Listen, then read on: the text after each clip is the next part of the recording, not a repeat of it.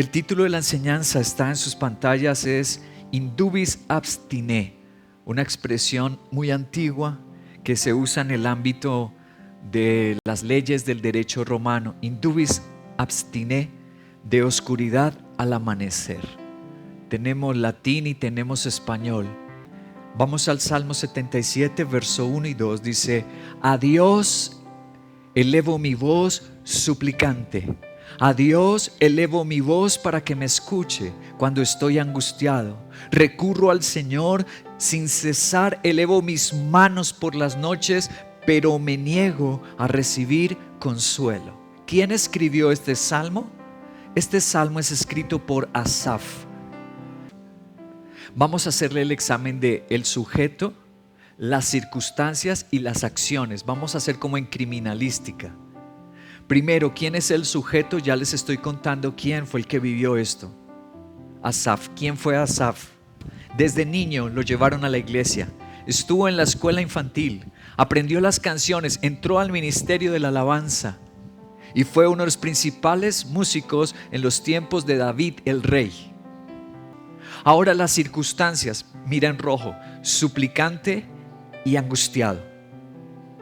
Aquí lo que está es en un problema, en una necesidad apremiante, está sufriendo. Él no quiere alejarse de Dios. Mira lo que dice: a Dios elevo. El sujeto es Asaf, las circunstancias son problemas, necesidades internas, angustias. Ahora, ¿cuál es la acción? Es una acción buena. A Dios elevo mi voz. El sujeto, las circunstancias y la acción. Asaf en angustia, y la acción es: se va a orar. Vamos con la pregunta: ¿y la mente? ¿Qué valor tiene la mente en este momento de la vida de Asaf y en este Salmo 77? Y con su circunstancia de angustia y de problema y de necesidad, ¿qué tiene que ver la mente? Ya voy a explicar, pero para explicarlo y darle el valor que tiene la explicación, voy a mostrarles dos eventos, uno en Rusia y otro en Alemania, que nos van a mostrar la importancia, que te van a concientizar de la trascendencia que tiene el tema de hoy, de la oscuridad al amanecer.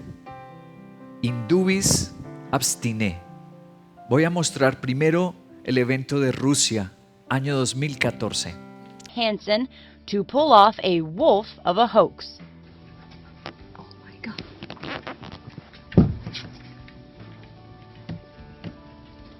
U.S. luge star Kate Hansen posted the 18-second video to her Twitter account with the words, "Wolf in my hall," including hashtags Sochi problems and Sochi fail. The reaction was pretty strong.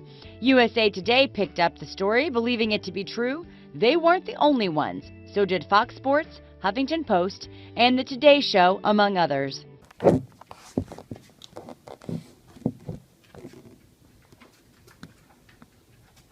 Desde su camerino, la entrada de un lobo.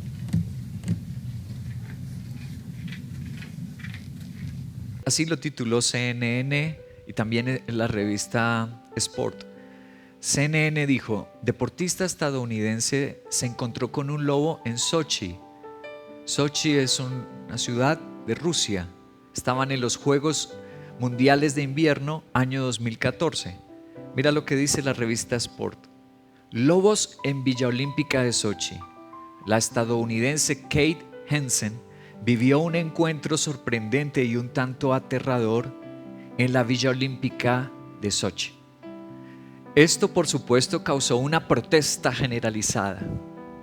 Las delegaciones de los diferentes países se escandalizaron. ¿Es que no hay vigilancia? Los lobos no son unos animales como tan inofensivos, no son ardillitas. ¿Cómo así? Algunos países dijeron: vamos a retirar y a llevarnos a nuestros deportistas porque están corriendo peligro. Pero la verdad después se descubrió de este momento. Voy a mostrarles otra vez otro video. We have the wolf. The wolf's name is Rugby, and there's Rugby and his trainer Molly. Now, Molly, what percentage wolf is rugby? So rugby actually is a Timberwolf mix, and so we don't know for sure the percentage. We did rescue him, I but see. we believe about 80 to 95% wolf. La verdad es que ella es la dueña de ese lobo. La verdad es que lo ha domesticado y lo entrenó. Y la joven norteamericana quiso hacer una broma y filmó. ¿Qué es lo que sucedió allí? Manipuló la mente de un montón de países con una broma. Lo de Asaf que estamos leyendo en el Salmo 77, ¿en verdad era una broma o era algo real? ¿Pueden las circunstancias engañar nuestra mente? Voy al otro evento. Les dije que iba de Rusia, iba hacia Alemania. Vamos a ver qué pasó en Alemania. Se suicidó. Abrumado por el impacto de la epidemia del coronavirus en la economía, Schaffer, de 54 años, fue hallado muerto cerca de una vía férrea. El funcionario alemán era responsable desde hace 10 años de las finanzas, donde se halla Frankfurt, el centro financiero alemán. Ok, él es ministro de Finanzas, año 2019 en Alemania. Aquí están las noticias como lo mostraron. Thomas Schaffer se suicida. Pero no fue el único que pensó en eso. Mira lo que pasó en Japón. Un solo mes, 2.153 jóvenes se quitaron la vida. Un mes. ¿Cuántos se suicidaron? Más de 2.000 jóvenes se suicidaron en la pandemia en un mes en Tokio. En México, 7.869 en un año. ¡Wow! Increíble. Thomas Schaffer, a diferencia de Kay Hansen, la pandemia era muy real, no era un lobo de mentiras. Sí era una enfermedad real. Sí causaba la enfermedad muertes. Pero Thomas Schaffer no esperó lo que nosotros sabemos. ¿Qué sabemos? Que se halló vacuna, que vacunaron a la mayor cantidad de la población mundial y que la pandemia ya se fue y gracias a Dios seguimos adelante. Él no supo eso, no supo esperar. Continúo, Salmo 77, versos 3 y 4. Dice así: me acuerdo de Dios y me lamento. Empezamos a descubrir este tema en el Salmo 77 y en ese momento de la vida de Asaf. Con su mente se acordó de Dios y se lamenta. Medito en Él y desfallezco. No me dejas conciliar el sueño. Tan turbado estoy que ni hablar puedo. Observa lo que le está pasando en la mente a Asaf. Él va a la iglesia, él dice que busca a Dios, pero está en desánimo y tormento. ¿Por qué? Viene la siguiente pregunta. ¿Acaso no estaba desarrollando la acción correcta? ¿Podríamos decir que se siente una persona turbada, desfallecida y atormentada? A la persona que va a una cantina, a un bar, la persona que se refugió en un prostíbulo, en un lugar de consumo de drogas, esa persona sí puede estar así. Pero el que fue a la casa de Dios, el que está buscando al Señor, ¿por qué es descrito así? ¿Qué le pasó a Asaf? Es nuestra gran enseñanza de hoy. Voy a seguir avanzando, versículos 5 y 10. Me pongo a pensar en los tiempos de antaño, en los años ya idos, y me acuerdo. Mi corazón reflexiona por las noches, mi espíritu medita e inquiere. ¿Nos rechazará el Señor para siempre? ¿No volverá a mostrarnos su buena voluntad? ¿Se habrá agotado su gran amor y sus promesas por todas las generaciones? ¿Se habrá olvidado Dios de sus bondades y su enojo ya no quiere tenernos compasión? Y me pongo a pensar, esto es lo que me duele, que ya haya cambiado la diestra de Dios. ¿Cuántas veces encontramos las referencias a pensar o la mente? En el versículo 5 dice: me pongo a pensar. Versículo 6, me acuerdo. Luego en el versículo Ahí mismo en el versículo 6, reflexiona. Al final del 6, medita. Y en el versículo 10, me pongo a, ¿cuántas veces? 5 veces. Dice que este hombre estaba de cuerpo presente, pero de mente, su mente le estaba jugando una mala pasada. Su mente estaba en otro lugar. ¿En qué estaba la mente de Asaf? Siendo que tocaba instrumentos, le cantaba a Dios, asistía a la iglesia, pero en su angustia no haya paz. No encuentra la paz de Dios, no tiene esperanza. ¿Qué pasa con Asaf? Nos está mostrando versículo 5 al versículo 10 que tenía problemas en la mente. El cuerpo convertido a Cristo, a la iglesia, pero la mente no. ¿Qué pasaba por su mente? Vamos a examinarlo detenidamente. Versículos 7. ¿Nos rechazará el Señor para siempre? Primero, ¿qué pensó Asaf aunque estaba en la iglesia, en el culto? Que Dios abandona. ¿Eso es verdad? ¿Será que Dios nos abandona? Bueno, debo ser honesto. Lo que dice el profeta Isaías es que si yo le doy la espalda, Él también me la da. Debo ser honesto. Jesucristo vino y los hijos de Dios, los judíos, quisieron adorarlo y servirle, le dieron la espalda. Yo quiero decirles la verdad. Jesús hizo milagros en Nazaret. La Biblia dice que hizo milagros en Betsaida, en Corazín, en muchos lugares, pero en Nazaret no. ¿Por qué? Lo menospreciaron. Es que viene de un carpintero. Es que no es de la élite intelectual, ni económica, ni religiosa. Yo quiero decirles la verdad. Dios puede abandonar cuando yo lo abandono. Dios puede dar la espalda cuando yo se la doy. Pero este era el caso de Asaf. ¿A dónde se fue Asaf en su sufrimiento? ¿Puede alguien que se acerque a Dios, Dios rechazarlo? Se los voy a mostrar. Santiago capítulo 4, verso 6. Ahí está la respuesta. Pero Él, es decir Dios, nos da mayor ayuda con su gracia. Por eso dice la escritura, Dios se opone a los orgullosos, pero le da gracia a los... Maravilloso, maravilloso. Dice la Biblia, jamás rechaza a Dios al humilde. ¿A quién rechaza a Dios? Al orgulloso, al que se vuelve religioso y viene a culto pero está pensando en otras cosas. Su servicio a Dios es una costumbre y un rito. A ese rechaza. Pero el corazón que es noble, el corazón que se le humilla, jamás rechaza. Es irresistible para Dios la humildad, porque Dios es humilde. Asaf vino al culto, pero le pasó algo acá en su mente. Pensó que Dios lo abandonaría. El enemigo estaba atacando la mente de Asaf. Ahora el versículo 8, Salmo 77, verso 8. Mira lo que pensó Asaf. ¿Se habrá agotado su gran amor eterno? Esto es como una contradicción. Agotarse lo eterno. ¿Se puede agotar lo eterno? Pero es como una contradicción lo que está diciendo. Así somos nosotros cuando estamos confundidos. Así somos nosotros cuando estamos en rebeldía. Y dice, ¿se habrá agotado su amor eterno y sus promesas? Estaba mal en la mente, bien en el cuerpo y bien en la acción, pero mal en la mente. Viene la siguiente pregunta.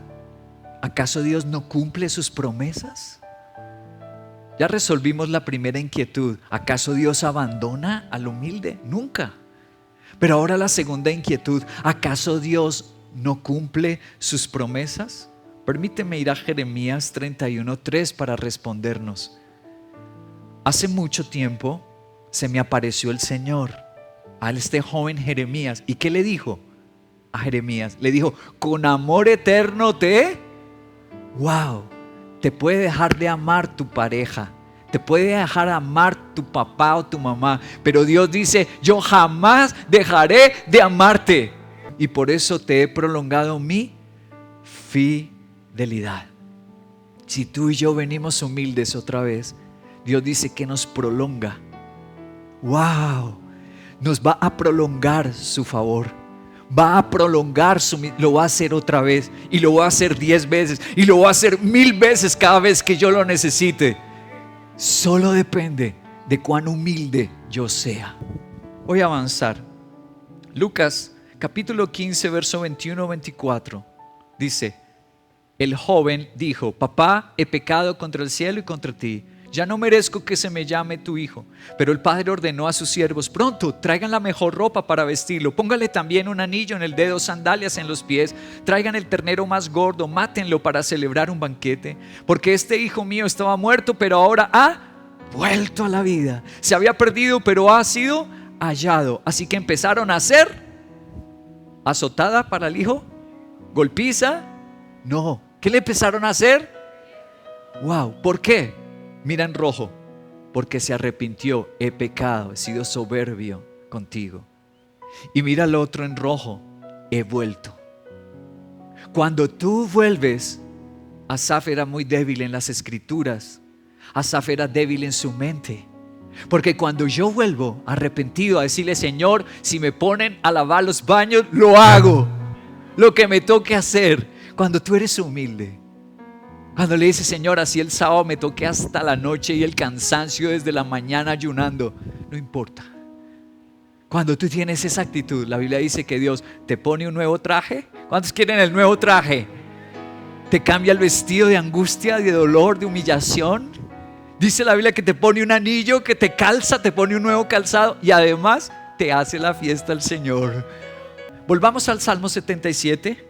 Mira qué otra cosa errónea estaba en la mente de Asaf. Versículo 8. Salmo 77, verso 8. ¿Se habrá olvidado Dios de sus bondades y en su enojo ya no quiere tenernos compasión? Cuando estamos en prueba, Satanás nos dice eso: es que Dios está enojado contigo. Cuando hemos fallado, cuando pecamos, Satanás nos dice eso: ahora enojaste a Dios y ahora Él no te va a ayudar. Así estaba Asaf. ¿Eso es verdad? Si él se fue a la casa de Dios, si él estaba elevándole las manos a Dios, ¿será verdad que Dios iba a seguir enojado con él? Vamos a la Biblia, voy a responder. ¿Dios es más enojo que compasión? ¿El carácter de Dios es más enojo, ira, juicio que amor, bondad, misericordia, compasión? Vamos a responder con la Biblia. Santiago capítulo 2, versículo 12 y 13 dice: hablen y pórtense como quienes han de ser juzgados por la ley que nos da libertad. No la ley del Antiguo Testamento, dice por la ley de Cristo vamos a ser juzgados. Jesús dijo en los evangelios: yo no vine a juzgarlos, las palabras que les he hablado, ellas los juzgarán. Y otra vez aquí lo repite Santiago. ¿Por qué seremos juzgados nosotros? No por la ley del Antiguo Testamento. Seremos juzgados por las palabras de Cristo.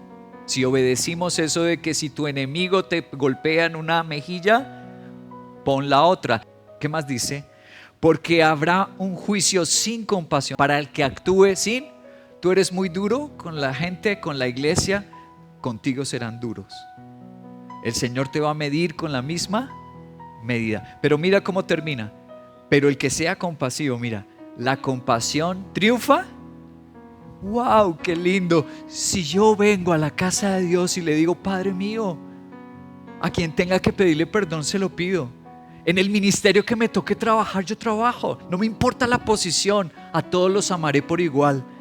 Cuando yo me porto compasivo, la Biblia dice: Dios será compasivo y triunfará su compasión sobre mí. Ese es el carácter de nuestro Dios. Un Dios que cumple las promesas, un Dios que nunca abandona y un Dios que es más compasión que juicio. Más compasión y misericordia que juicio. ¿Qué estaba pasando entonces en Asaf? La mente. Ya lo estamos leyendo en una y otra vez. El cuerpo estaba ahí, pero la mente no tenía la Biblia bien. Si tú no pasas tiempo con las Sagradas Escrituras, no las disfrutas y es una delicia para ti, la mente te va a engañar, te va a hacer pensar mal de Dios y te va a hacer pensar mal de los pastores, mal de la iglesia. Satanás no respetó al Hijo de Dios y le dijo: si eres hijo de Dios, manda que las piedras. ¿Por qué estás aguantando hambre si eres un hijo de Dios? ¿Por qué estás pasando esta prueba si acaso Dios te ama? Y trató de hacerle lo mismo que Asaf, pero ¿pudo con Jesús? La mente de Cristo estaba en la palabra. Lo logró con Asaf en el Salmo 77. Asaf estaba en la casa de Dios, pero estaba gozoso, lleno de esperanza. No, dice, atribulado, me lamentaba, no quise ser consolado. Le estaba ganando a Asaf, pero a Cristo no. Y los que tenemos a Cristo y le obedecemos, somos humildes y nos rendimos a obedecer su palabra, tampoco nos ganará. Tenemos la palabra de Dios en nuestro corazón y en nuestra boca. La tenemos en nuestra mente y no nos ganará. Voy a referirme a un teólogo inglés. Miren, una pintura suya es del siglo XVII, de los puritanos. Ustedes recuerdan Inglaterra, siglo XVII. El cristianismo estaba dividido entre la iglesia anglicana, la mayoría anglicana, y vino otro movimiento que se llamó el puritanismo, de los cristianos reformados. En ese medio de esa batalla, este es uno de los grandes escritores de esa época, Thomas Gatekeeper, se llama el Thomas Gatekeeper del siglo XVII. Escúchame lo que él dijo en uno de sus libros preciosos: si los ojos de Dios se apartan de nosotros, aunque sea un instante, nuestro adversario espiritual está siempre al acecho esperando hincarnos el diente, como la zorra a los polluelos si la gallina no los vigila constantemente. De igual manera, como padre, Dios decide a veces contrariar a su hijo para probar su temple, ver cómo reacciona. De igual manera, Dios decide eventualmente contrariar sus hijos y aparentar que nos ha abandonado para probar nuestro temple, ver si rehusamos depender de Él, porque les parece que Él ha dejado de cuidarnos, de protegernos y de proveer para nuestras necesidades. Qué sabio lo que dice este precioso teólogo Gatekeeper. Está diciendo que Dios a veces permite esos momentos y no nos responde rápido. ¿Por qué?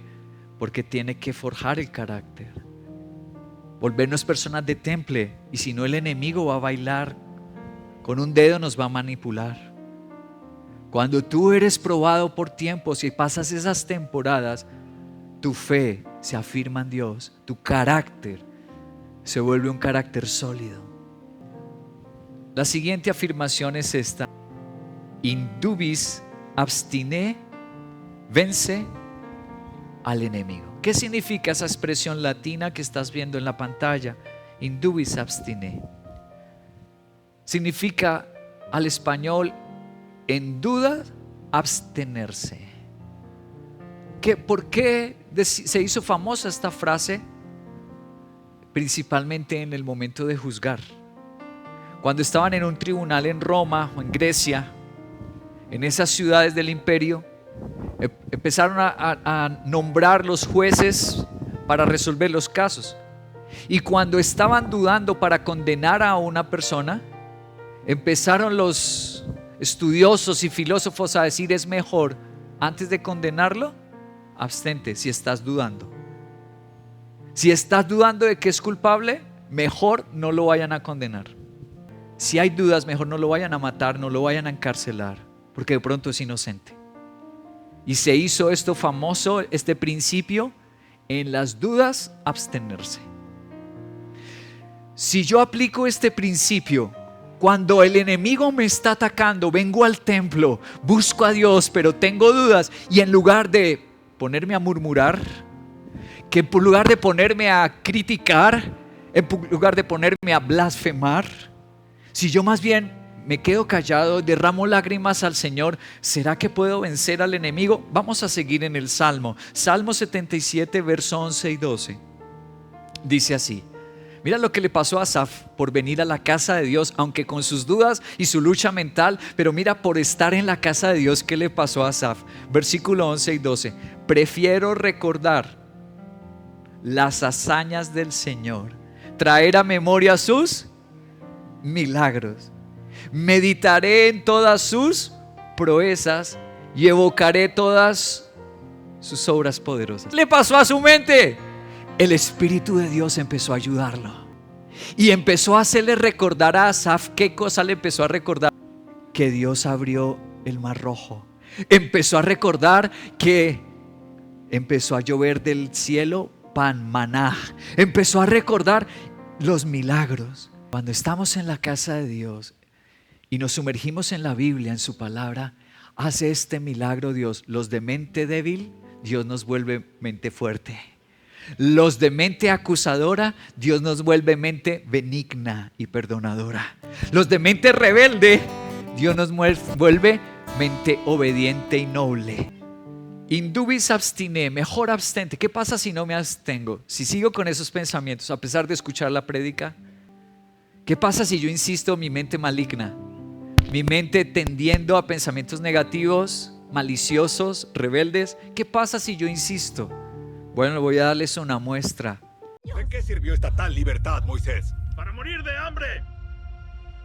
¿Qué pasa? ¿Dije alguna mentira? Ojalá hubiéramos muerto en las manos del Señor, en la tierra de Egipto.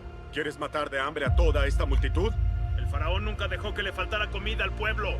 Allá por lo menos estábamos sentados junto a las ollas de carne y teníamos pan en abundancia, ¿no es verdad? Eso es. Sí teníamos. Claro que teníamos. Leamos ese momento del video. Éxodo capítulo 14, versículo 11 y 12 dice: entonces le reclamaron a Moisés. Escucha la mente de ellos y las palabras de ellos. Reclamaron. ¿Qué reclamaron? ¿Acaso no había sepulcros en Egipto que nos sacaste de allá? ¿Para qué? Ellos decían que Dios los traía a la iglesia, los ponía en un ministerio y dice que iban a perderse de viajes, de rumba, de capitalizar, de trabajar para ellos mismos, que iban a morir. Mira las palabras. ¿Qué has hecho con nosotros?, le dijeron a su pastor Moisés. ¿Para qué nos sacaste de Egipto? Ya en Egipto te decíamos, déjanos en paz, preferimos servir a los egipcios. Mejor nos hubiera sido servir a los egipcios que morir en el desierto. ¿Qué pasa si yo no hago caso? Indubis abstine. Ellos siguieron con el pensamiento. Les voy a decir qué pasó. Los que han leído la Biblia o al menos han visto películas, el final de este pueblo es que no entran a la tierra prometida. No entraron y murieron sin nunca ver milagros, sin esa felicidad que Dios les tenía como parejas, como hijos, como padres. Nunca la vieron. No vieron lo sobrenatural de Dios. ¿Por qué? Porque su mente no hizo indubis abstine. Si estoy dudando, mejor voy a la casa de Dios, mejor lo adoro y pido perdón. No hicieron caso de indubis abstine. Siguieron reclamando, murmurando, quejándose. Finalmente no entraron. Otro ejemplo. Segunda de Reyes capítulo 6, versículo 28 y 30. ¿Qué te pasa?, dijo el rey. Ella se quejó. Esta mujer me propuso que le entregara mi hijo para que no lo comiéramos hoy y que mañana nos comiéramos el hijo de ella. Pues bien, cocinamos a mi hijo y nos lo comimos. Pero al día siguiente, cuando le pedí que entregara a su hijo para que nos lo comiéramos, resulta que ya lo había escondido. Al oír la queja de esta mujer, el rey se rasgó las vestiduras porque estaban cometiendo antropofagia, matando a sus propios hijos. Se rasgó los vestidos el rey de Israel. Luego reanudó su recorrido por la muralla y la gente pudo ver que debajo de su túnica real iba. No había terminado de hablar cuando el mensajero llegó y dijo: esta desgracia viene del Señor. Oye, ¿qué pensó ese rey de Israel y sus mensajeros? Que esa desgracia venía de quien. Léelo. Que Dios provocaba que la gente matara a sus hijos y se los comiera. Es lo que está diciendo. Esta desgracia viene del Señor. ¿Qué más se puede esperar de? Terrible la gente caer en eso. Llegar a pensar que de Dios solo van a esperar desgracias. No, es que si yo sigo con Dios, mira, me van a venir esta prueba y luego la otra prueba. Y si yo entro al ministerio y si soy un pastor, me va a vivir la vida, se me convierte. Pero que Dios es el que sigues y adoras.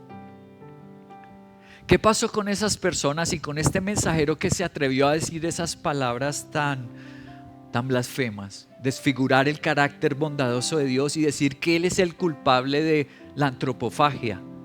¿Ustedes recuerdan por qué se produjo la antropofagia? Porque los sirios vinieron y los rodearon, sitiaron la ciudad de Samaria y ya llevaban meses, se les acabó el alimento, se les acabó el agua y entonces la gente empezó a comerse los hijos.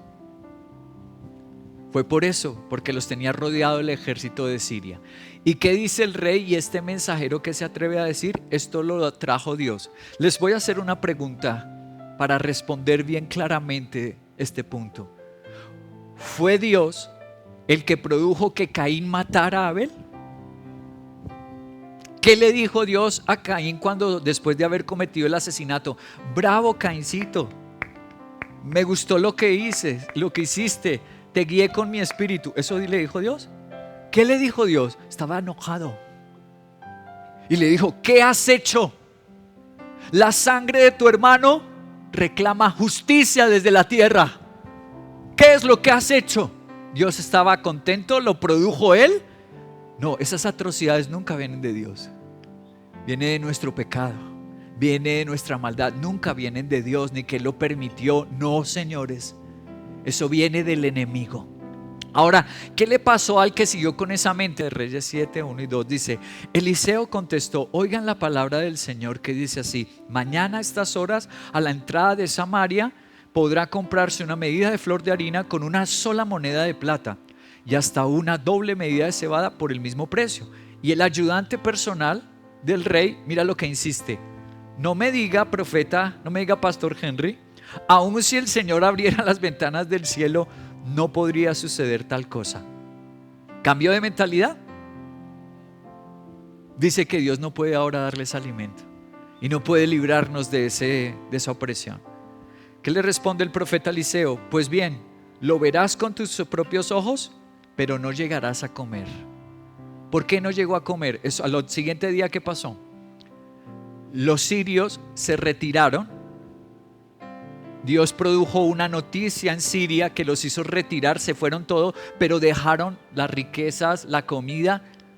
Y cuando supo la noticia, los que estaban en la ciudad, ¿qué hubo? Estampida humana.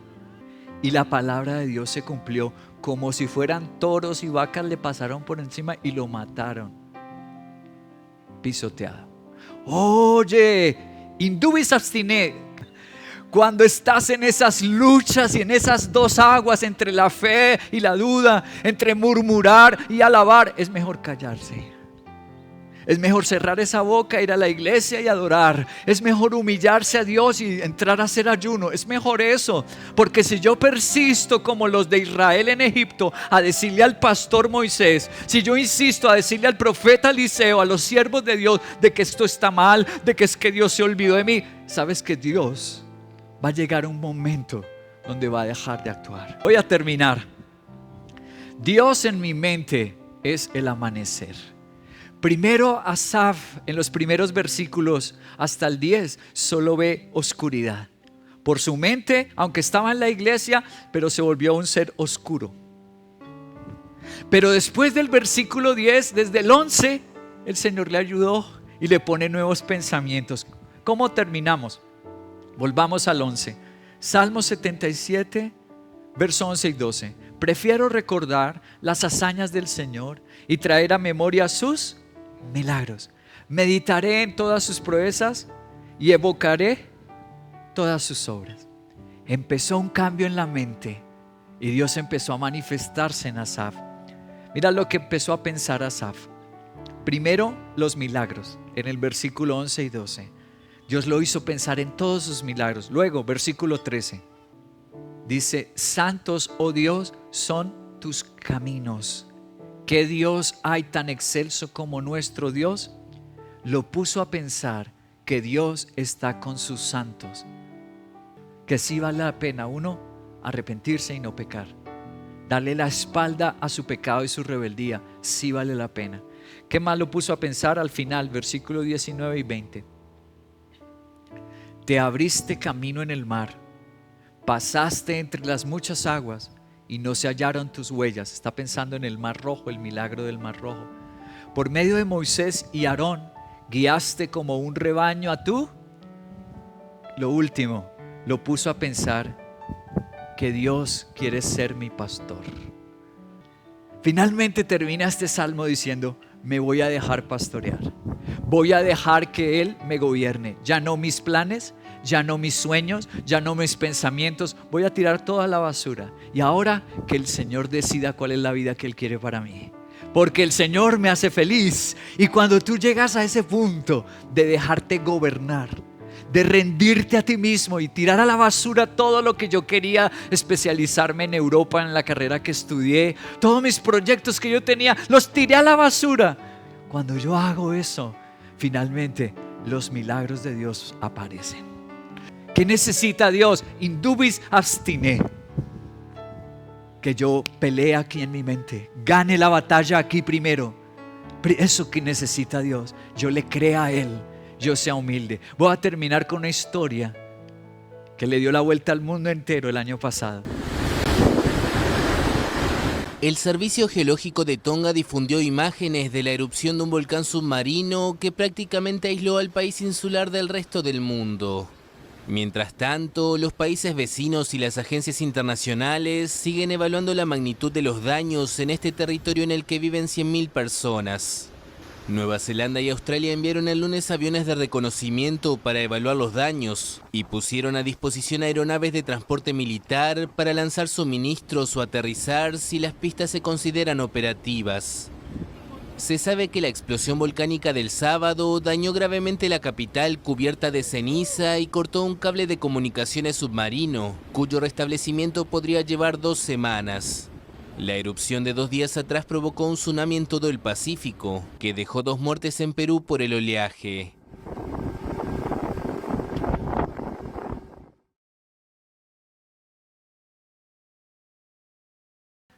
Del volcán submarino debajo del mar.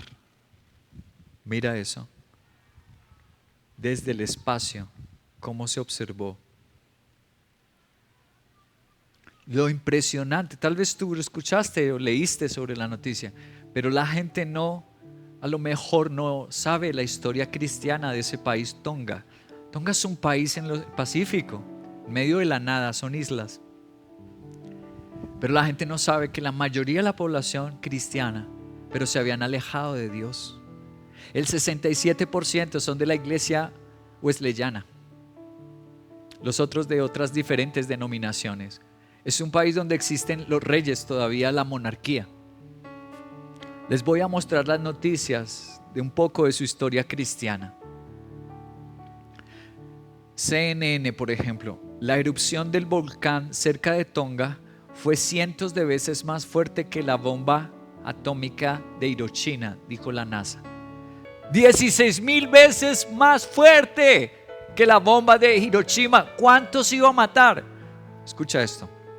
Fueron noches de insomnio. Este es el testimonio de una iglesia que publicaron ahí, una iglesia cristiana de esas en Tonga. Fueron noches de insomnio para mí, para muchos tonganos de todo el mundo. Dijo Sela Finau, pastora de la primera iglesia metodista unida en Taylor, cerca de Austin, Texas. Esperábamos desesperadamente oír alguna palabra de vida del lejano reino. Les dije que allá hay reyes. Mientras nuestra comunicación con la familia y con el pueblo de Tonga estaba completamente suspendida, nos apoyamos en nuestra fe.